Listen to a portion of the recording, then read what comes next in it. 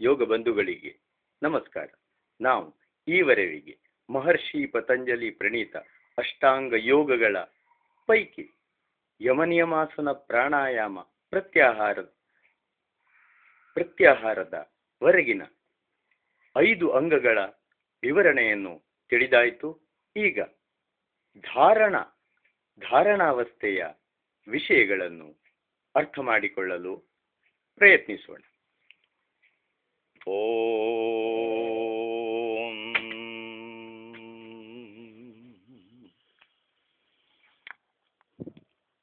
ಓಂ ಭೂರ್ಭುವಸ್ಸುವಃ ತತ್ಸವಿತುರ್ವರೆಣ್ಯಂ ಭರ್ಗೋ ದೇವಸ್ಯ ಧೀಮಹಿ ಧಿಯೋ ಯೋ ನ ಪ್ರಚೋದಯಾತ್. ಓಂ ಭೂರ್ಭುವಸ್ಸುವಃ ತತ್ಸವಿತುರ್ವರೆಣ್ಯಂ ಭರ್ಗೋ ದೇವಸ್ಯ ಧೀಮಹಿ ಧಿಯೋ ಯೋ ನ ಪ್ರಚೋದಯಾತ್. ಓಂ ಭೂರ್ಭುವಸ್ಸುವಃ ತತ್ಸವಿತುರ್ವರೆಣ್ಯಂ ಭರ್ಗೋ ದೇವಸ್ಯ ಧೀಮಹಿ ಧಿಯೋ ಯೋ ನ ಪ್ರಚೋದಯಾತ್. ಓಂ ಭೂರ್ಭುವಸ್ಸುವಃ ತತ್ಸವಿತುರ್ವರೆಣ್ಯಂ ಭರ್ಗೋ ದೇವಸ್ಯ ಧೀಮಹಿ ಧಿಯೋ ಯೋ ನ ಪ್ರಚೋದಯಾತ್. ಇದುವರೆಗೆ ಯೋಗದ 5 ಅಂಗಗಳ ವರ್ಣನೆ ಮಾಡಿದಂತಾಯಿತು. ಈಗ ಈ 5 ಅಂಗಗಳಲ್ಲಿಯೂ ಬಾಹ್ಯ ಪ್ರಯತ್ನ ಅನಿವಾರ್ಯವಾದುದರಿಂದ ಇದನ್ನು ಬಹಿರಂಗ ಸಾಧನಗಳೆಂದು ಕರೆದಿದ್ದಾರೆ. ಈಗ ಹೇಳಲಿರುವ ಧಾರಣಾ ಮತ್ತು ಅನಂತರದ ಧ್ಯಾನ ಮತ್ತು ಸಮಾಧಿ, ಈ ಮೂರೂ ಸರ್ವತಃ ಆಂತರಿಕ ಪ್ರಯತ್ನವನ್ನು ಅವಲಂಬಿಸಿರುವುದರಿಂದ ಇದನ್ನು ಅಂತರಂಗ ಸಾಧನಗಳೆಂದು ಕರೆದಿದ್ದಾರೆ. ವಸ್ತುತಃ ಪ್ರತ್ಯಾಹಾರದಿಂದಲೇ ತತ್ವ ಸೂಕ್ಷ್ಮತೆ ಆರಂಭವಾಗಿ ಹೋಗುತ್ತದೆ. ಆದರೂ ಬಹಿರ್ಮುಖವಾದ ಇಂದ್ರಿಯಗಳ ಸಂಬಂಧ ಅದಕ್ಕಿರುವುದರಿಂದ ಅದನ್ನು ಕೂಡ ಬಹಿರಂಗ ಸಾಧನದಲ್ಲಿಯೇ ಸೇರಿಸಲಾಗಿದೆ. ಈಗ ಧಾರಣ ಎಂಬ ಅಂಗವನ್ನು ಅರ್ಥ ಮಾಡಿಕೊಳ್ಳಲು ಪ್ರಯತ್ನಿಸೋಣ. ಮಹರ್ಷಿ ಪತಂಜಲಿಗಳು ಅದನ್ನು ಹೀಗೆ ವರ್ಣಿಸಿದ್ದಾರೆ: ದೇಶಬಂಧಶ್ಚಿತ್ತಸ್ಯ ಧಾರಣ. ಚಿತ್ತವನ್ನು ಯಾವುದಾದರೂ ಒಂದು ದೇಶದಲ್ಲಿ ನಿಲ್ಲಿಸುವುದು ಧಾರಣ ಎಂದು ಇದರ ತಾತ್ಪರ್ಯ. ಮಹರ್ಷಿ ವ್ಯಾಸರು ಈ ಸೂತ್ರದ ಮೇಲೆ ವ್ಯಾಖ್ಯಾನ ಬರೆಯುತ್ತಾ, ನಾಭಿಚಕ್ರೆ ಹೃದಯ ಪುಂಡರೀಕೆ ಮೂರ್ಧ್ನಿ ಜ್ಯೋತಿಷಿ ನಾಸಿಕಾಗ್ರೆ ಜಿಂಭಾಗ್ರೆ ಇತ್ಯೇವಮಾದಿಷು ದೇಶೇಷು ಬಾಕ್ಯೇವ ವಿಷಯೇ ಚಿತ್ತಸ್ಯ ವೃತ್ತಿಮಾತ್ರೇಣ ಬಂಧ ಇತಿ ಧಾರಣ ಎಂದಿದ್ದಾರೆ. ಇದರ ಅರ್ಥ ಹೀಗಿದೆ: ಹೊಕ್ಕುಳಿನ ಪ್ರದೇಶದಲ್ಲಿ, ಹೃದಯ ಕಮಲದಲ್ಲಿ, ಬ್ರಹ್ಮರಂಧ್ರದಲ್ಲಿ, ಜ್ಯೋತಿಯಲ್ಲಿ, ನಾಸಿಕಾಗ್ರದಲ್ಲಿ, ಜಿಂಭಾಗ್ರದಲ್ಲಿ ಈ ಮೊದಲಾದ ದೇಶಗಳಲ್ಲಿ ಅಥವಾ ಬಾಹ್ಯ ವಿಷಯಗಳಲ್ಲಿ ವೃತ್ತಿ ಮಾತ್ರದಿಂದ ಚಿತ್ತವನ್ನು ಬಂಧಿಸುವುದೇ ಧಾರಣ. ಮೊದಲು ನಮ್ಮ ಶರೀರದಲ್ಲೇ ಇರುವ ಬೇರೆ ಬೇರೆ ಅಂಗಗಳಲ್ಲಿ ಚಿತ್ತವನ್ನು ಬಂಧಿಸುವುದು ಎಂದು ಹೇಳಿ, ಆಮೇಲೆ ಅಥವಾ ಬಾಹ್ಯ ವಿಷಯಗಳಲ್ಲಿ ಎಂದು ಹೇಳಿದ್ದಾರೆ. ದೇಹದ ಬೇರೆ ಬೇರೆ ಅಂಗಗಳು ಕೂಡ ಚಿತ್ತಕ್ಕೆ ಬಾಹ್ಯ ವಸ್ತುಗಳೇ ಆದವು. ಬಾಹ್ಯ ವಿಷಯಗಳಂತೂ ಬಾಹ್ಯ ವಿಷಯಗಳೇ. ಹೀಗಿರುವಾಗ ಧಾರಣ ಆಂತರಿಕ ಸಾಧನ ಹೇಗಾಯಿತು ಎಂಬ ಪ್ರಶ್ನೆ ಸಹಜವಾಗಿಯೇ ಉದ್ಭವಿಸುತ್ತದೆ. ಅದರ ಸಮಾಧಾನಕ್ಕಾಗಿಯೇ ವೃತ್ತಿ ಮಾತ್ರೇಣ ಎಂದು ಹೇಳಿದ್ದಾರೆ. ವೃತ್ತಿ ಮಾತ್ರದಿಂದ ಅಂದರೆ ಚಿಂತನ ಮಾತ್ರದಿಂದ ಅಥವಾ ಸಂಕಲ್ಪ ಮಾತ್ರದಿಂದ ಆ ಅಂಗ ಪ್ರದೇಶಗಳಲ್ಲಿ ಚಿತ್ತವನ್ನು ನಿಲ್ಲಿಸುವುದು ಧಾರಣ ಎನಿಸುವುದೇ ಹೊರತು, ಮೂಗಿನ ಕೊನೆಯಲ್ಲಾಗಲಿ, ನಾಲಿಗೆಯ ಕೊನೆಯಲ್ಲಾಗಲಿ ಕಣ್ಣಿನಿಂದ ನೋಡುತ್ತಾ ಅಲ್ಲಿ ಮನಸ್ಸನ್ನು ನಿಲ್ಲಿಸುವುದಲ್ಲ. ಬಾಹ್ಯಕರಣದ ಸಹಾಯ ಧಾರಣಾವಸ್ಥೆಯಲ್ಲಿ ಸರ್ವಥಾ ತ್ಯಾಜ್ಯವೇ ಆಗಿರುತ್ತದೆ. ಅಲ್ಲದೆ ಬ್ರಹ್ಮರಂಧ್ರ, ಹೃದಯ ಕಮಲ ಈ ಮೊದಲಾದ ದೇಹದ ಒಳಗಿನ ಪ್ರದೇಶಗಳನ್ನು ಕಣ್ಣಿನಿಂದ ನೋಡಲು ಸಹ ಸಾಧ್ಯವಿಲ್ಲ. ಇನ್ನು ಬಾಹ್ಯ ವಿಷಯಗಳಲ್ಲಿ ಎಂದರೆ ಸೂರ್ಯ, ಚಂದ್ರ, ಧ್ರುವ ನಕ್ಷತ್ರ ಈ ರೀತಿ ಹೊರಗಿರುವ ವಸ್ತುಗಳಲ್ಲಿ ಚಿತ್ತವನ್ನು ಬಂಧಿಸುವುದು ಎಂದಾಗಲೂ ಕೂಡ ಕಣ್ಣಿನ ಸಹಾಯದಿಂದಲ್ಲ, ಕೇವಲ ಚಿಂತನ ಮಾತ್ರದಿಂದ ಎಂಬುದನ್ನು ಅರಿಯಬೇಕು. ನಾವು ಅನೇಕ ಸಲ ಈ ಯೋಗಾಂಗದ ರಹಸ್ಯವನ್ನರಿಯಲಾರದೆ ಘೋರ ಅಜ್ಞಾನಕ್ಕೆ ಆಶ್ರಯ ಸ್ಥಾನವಾದ ವಿಗ್ರಹಾರಾಧನೆಯನ್ನು ಅದರ ನೆರಳಿನಲ್ಲಿ ಸಮರ್ಥಿಸಲು ಪ್ರಯತ್ನಿಸುತ್ತೇವೆ. ಬಾಹ್ಯ ಪೂಜಾ ಪಾಠಗಳ ನಿರಾಕರಣೆಯಂತೂ ಇಲ್ಲಿ ಸ್ಪಷ್ಟವಾಗಿಯೇ ಆಗಿ ಹೋಗಿದೆ. ಇನ್ನು ಈ ವಿಗ್ರಹಗಳ ಕಲ್ಪಿತವಾದ ದೇವಿ ದೇವತೆಯರ ಬೊಂಬೆಗಳ ಮೇಲೆ ವೃತ್ತಿ ಮಾತ್ರದಿಂದ, ಕೇವಲ ಚಿಂತನ ಮಾತ್ರದಿಂದ ಚಿತ್ತವನ್ನು ನಿಲ್ಲಿಸುವ ವಿಧಾನ ಎಷ್ಟು ಜನರಿಗೆ ಸಾಧ್ಯ, ಎಷ್ಟು ಜನರಿಗೆ ಮಾನ್ಯ? ಬಗೆ ಬಗೆಯ ದೇವರುಗಳ, ನಾನಾ ಬಗೆಯ ವಿಗ್ರಹಗಳ ಪೂಜನದಿಂದ ನಮ್ಮಲ್ಲಿ ಅಜ್ಞಾನ, ಸಾಂಪ್ರದಾಯಿಕ ಕಲಹಗಳು, ನಿರಾಕಾರನಾದ ಪರಮಾತ್ಮನು ಸಾಕಾರನೆಂಬ ನಿರರ್ಥಕವೂ ಅಪಾಯಕರವೂ ಆದ ನಂಬಿಕೆ ಇವು ಉದ್ಭವಿಸುತ್ತವೆ ಹೊರತು ಯೋಗಾನುಷ್ಠಾನದ ಉದ್ದೇಶವಾದ ಈಶ್ವರ ಸಾಕ್ಷಾತ್ಕಾರ ಎಂದಿಗೂ ಸಿದ್ಧಿಸಲಾರದು.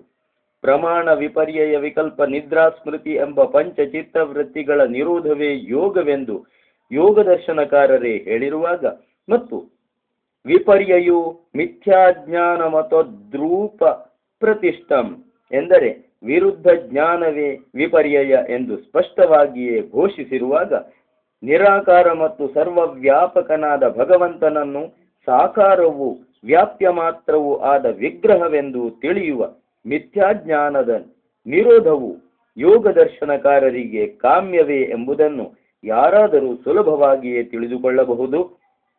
ಎಂದು ಧಾರಣಾ ಕ್ಷೇತ್ರದಲ್ಲಿ ಮೂರ್ತಿ ಪೂಜೆ ಕಾಲಿಡಲು ಸಾಧ್ಯವಿಲ್ಲ. ಬಾಹ್ಯ ವಿಷಯಗಳು ಎಂದಾಗಲೂ ಕಲ್ಪಿತ ದೇವಿ ದೇವತೆಯರ ವಿಗ್ರಹಗಳು ಎಂದು ಯಾರೂ ತರ್ಕಿಸುವಂತಿಲ್ಲ. ಏಕೆಂದರೆ ಧಾರಣ ಎಂಬುದು ಸರ್ವತ್ರ ಸಂಚರಿಸುವ ಚಿತ್ತವನ್ನು ಬೇರೆಲ್ಲ ಕಡೆಗಳಿಂದಲೂ ಎಳೆದು ತಂದು ಅಭ್ಯಾಸಾರ್ಥವಾಗಿ ಯಾವುದಾದರೂ ಒಂದು ಸ್ಥಾನದಲ್ಲಿ ಬಂಧಿಸುವ ಕ್ರಿಯಾ ಮಾತ್ರವೇ ಹೊರತು ಚೇತನವನ್ನು ಜಡವೆಂದು ಅಥವಾ ಜಡವನ್ನು ಚೇತನವೆಂದು ಭಾವಿಸಿ ಅರ್ಚಿಸುವ ಅಂಧ ಪ್ರಕ್ರಿಯೆಗೆ ಆಶ್ರಯ ಕೊಡುವ ಕಾರ್ಯವೇ ಅಲ್ಲ. ಪತಂಜಲಿಗಳಾಗಲಿ ಮಹರ್ಷಿ ವ್ಯಾಸರಾಗಲಿ ಧಾರಣಾಭ್ಯಾಸದಲ್ಲಿ ಅಥವಾ ಅದರ ಮುಂದಿನ ಧ್ಯಾನಾಭ್ಯಾಸದಲ್ಲಿ ಮೂರ್ತಿ ಪೂಜೆಗೆ ಅವಕಾಶ ಉಂಟೆಂದು ಭಾವಿಸಿದ್ದಲ್ಲಿ ಹಾಗೆ ಸ್ಪಷ್ಟವಾಗಿಯೇ ಹೇಳುತ್ತಿದ್ದರು. ಹಾಗೆ ಹೇಳದೆ ಶರೀರದಲ್ಲಿನ ಬೇರೆ ಬೇರೆ ಸ್ಥಾನಗಳನ್ನು ಸೂರ್ಯ ಚಂದ್ರಾದಿಗಳನ್ನು ನಿರ್ದೇಶಿಸಿರುವುದನ್ನು ನೋಡಿದರೆ ಅವರಿಗೆ ಮೂರ್ತಿ ಪೂಜೆ ಅಭಿಮತವಿಲ್ಲವೆಂಬುದೇ ಸಿದ್ಧವಾಗುತ್ತದೆ. ಹಾಗಾದರೆ ಧಾರಣಾಭ್ಯಾಸದ ಉದ್ದೇಶವೇನು, ಅವಶ್ಯಕತೆಯೇನು ಎಂಬ ಪ್ರಶ್ನೆಗೆ ಸ್ಫುಟವಾಗಿ ಉತ್ತರ ಬೇಕಾಗಿದೆ.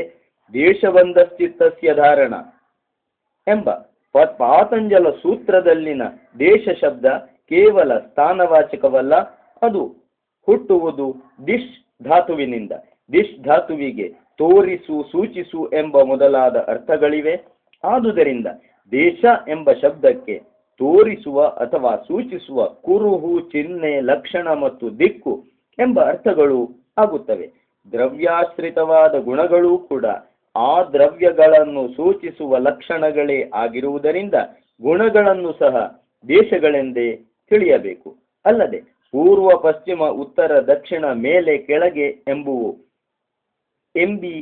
ಎಂಬುವು ಮಾತ್ರವೇ ಅಲ್ಲದೆ ನಿರ್ದಿಷ್ಟವಾದ ಯಾವುದೇ ಒಂದು ಸಿದ್ಧಾಂತ ಅಥವಾ ತತ್ವವನ್ನು ಸಹ ದಿಕ್ಕು ಎಂಬ ಶಬ್ದದಿಂದ ಗ್ರಹಿಸಬೇಕು. ಹೀಗೆ ಯಾವುದಾದರೂ ದ್ರವ್ಯದ ಗುಣಗಳಲ್ಲಿ ಅಥವಾ ಯಾವುದಾದರೂ ಸಿದ್ಧಾಂತದಲ್ಲಿ ಚಿತ್ತವನ್ನು ನಿಲ್ಲಿಸುವುದು ಧಾರಣ ಎಂದೇ ಎನಿಸಿಕೊಳ್ಳುತ್ತದೆ. ಈಗ ದ್ರವ್ಯಗಳಾವುವು ಎಂಬುದನ್ನು ತಿಳಿಯುವ. ಪೃಥ್ವಿ, ಅಪ್, ತೇಜ, ವಾಯು, ಆಕಾಶ, ಕಾಲ, ದಿಕ್ಕು, ಆತ್ಮ ಮತ್ತು ಮನಸ್ಸು ಇವೇ ದ್ರವ್ಯಗಳು ಎಂದು ವೈಶೇಷಿಕ ದರ್ಶನಕಾರರಾದ ಮಹರ್ಷಿ ಕಣಾದರು ಅಂಗೀಕರಿಸಿದ್ದಾರೆ. ವ್ಯಾಪಸ್ತೇಜೋ ವಾಯುರಾಕಾಶ ಕಾಲೋ ದಿಗಾತ್ಮ ಮನ ಇತಿ ದ್ರವ್ಯಾಣಿ. ಪೃಥಿವ್ಯಾಪಸ್ತೇಜೋ ವಾಯುರಾಕಾಶ ಕಾಲೋ ದಿಗಾತ್ಮ ಮನ ಇತಿ ದ್ರವ್ಯಾಣಿ. ಈ ಮೇಲೆ ಹೇಳಿದ 9 ದ್ರವ್ಯಗಳಲ್ಲಿ ಪೃಥ್ವಿ, ಅಪ್, ತೇಜ, ವಾಯು, ಆಕಾಶ ಈ 5 ಭೂತಗಳು ಸ್ಥೂಲ ವಸ್ತುಗಳೇ ಆದುದರಿಂದ ಅವುಗಳಲ್ಲಿ ಆಗಲಿ ಅವುಗಳ ಗುಣದಲ್ಲಿ ಆಗಲಿ ಚಿತ್ತವನ್ನು ಬಂಧಿಸುವುದು ಬಹಿರ್ಮುಖ ವೃತ್ತಿಯೇ ಆಗಿ ಹೋಗುತ್ತದೆ. ವೃತ್ತಿ ಮಾತ್ರದಿಂದ, ಚಿಂತನಾ ಮಾತ್ರದಿಂದ, ಅಭ್ಯಾಸ ಮಾತ್ರಕ್ಕಾಗಿ ಅವುಗಳನ್ನು ಚಿತ್ತವನ್ನು ಬಂಧಿಸುವುದನ್ನು ವ್ಯಾಸರು ಅಂಗೀಕರಿಸಿದ್ದಾರೆ. ಕಾಲ ಮತ್ತು ದಿಕ್ಕುಗಳಲ್ಲಿ ಚಿತ್ತವನ್ನು ಬಂಧಿಸುವುದು ಕೇವಲ ಶಬ್ದ ಜಾಲ ಮಾತ್ರ, ಅದು ಸಾಧ್ಯವೇ ಇಲ್ಲ. ಇನ್ನು ಮನಸ್ಸಿನಲ್ಲಿ ಮನಸ್ಸನ್ನು ಬಂಧಿಸುವುದು ತನ್ನ ಹೆಗಲನ್ನೇರಿ ತಾನೇ ಕುಣಿಯುವಂತೆ ಅಸಂಭವ. ಇನ್ನು ಉಳಿದುದು ಆತ್ಮ ಒಂದೇ.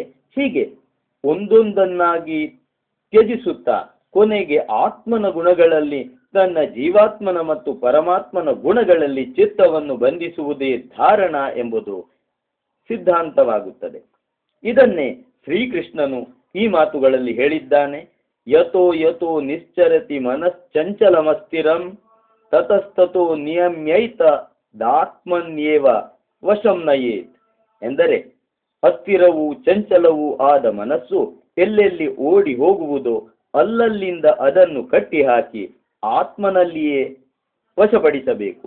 ಮನಸ್ಸು ಚಂಚಲ, ಓಡಿ ಹೋಗುವುದೇ ಅದರ ಸ್ವಭಾವ.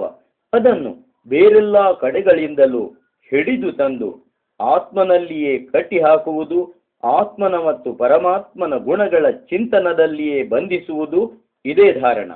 ಯಥಾರ್ಥ ತತ್ವ ಚಿಂತನದಲ್ಲಿ ಚಿತ್ತವನ್ನು ಬಂಧಿಸುವುದು ಧಾರಣ. ಈ ಮಹಾ ಕಾರ್ಯಗಳ ಸಾಧನೆಗಾಗಿ ಚಿತ್ತವನ್ನು ಸಂಕಲ್ಪ ಮಾತ್ರದಿಂದ, ಚಿಂತನಾ ಮಾತ್ರದಿಂದ ಶರೀರ ಸ್ಥಿತವಾದ ಉಪರ್ಯುಕ್ತ ಸ್ಥಾನಗಳಲ್ಲಾಗಲಿ ಬಾಹ್ಯ ವಸ್ತುಗಳಲ್ಲಾಗಲಿ ಬಂಧಿಸುವುದು ಎಂದರೆ ಚಿತ್ತಕ್ಕೆ ಒಂದೆಡೆ ನಿಲ್ಲುವ ಸಾಮರ್ಥ್ಯವನ್ನು ಒದಗಿಸಿಕೊಡುವುದು ಧಾರಣಾ ಕ್ರಿಯೆಯೇ. ಇನ್ನೊಂದು ಹೇಳಬೇಕಾದ ಅಂಶ ಉಳಿದಿದೆ.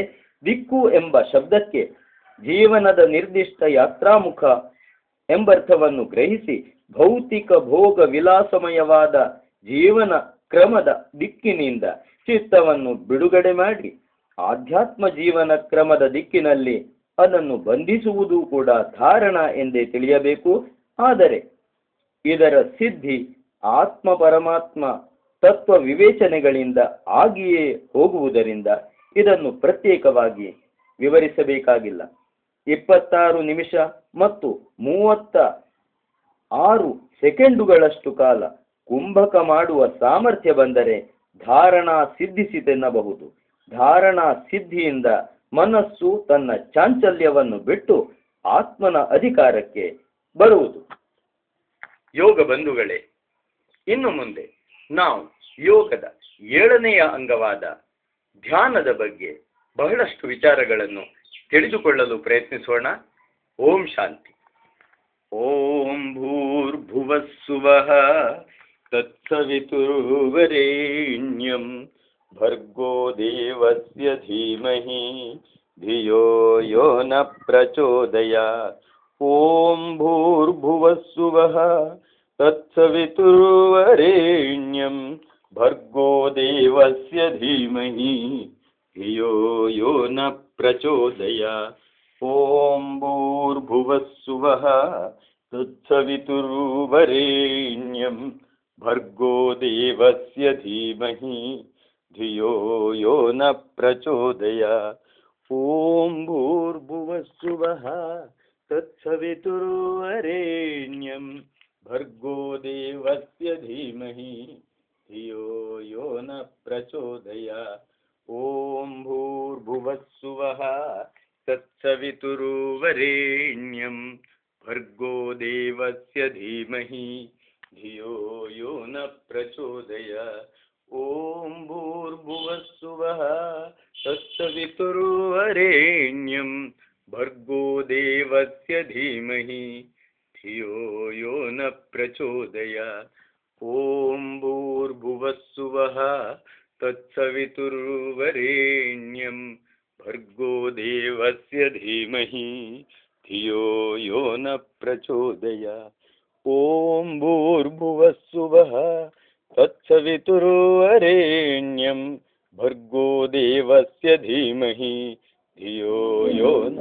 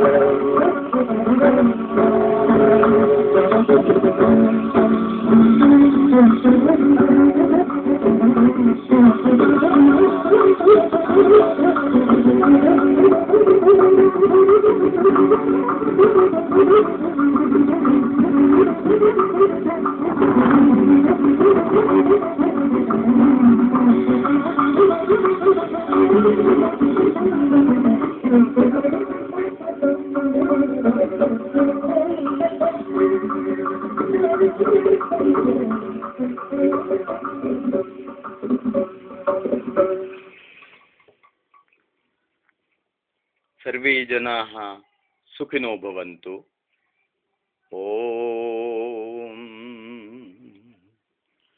ॐ भूर्भुवस्सुवः तत्सवितुर्वरेण्यं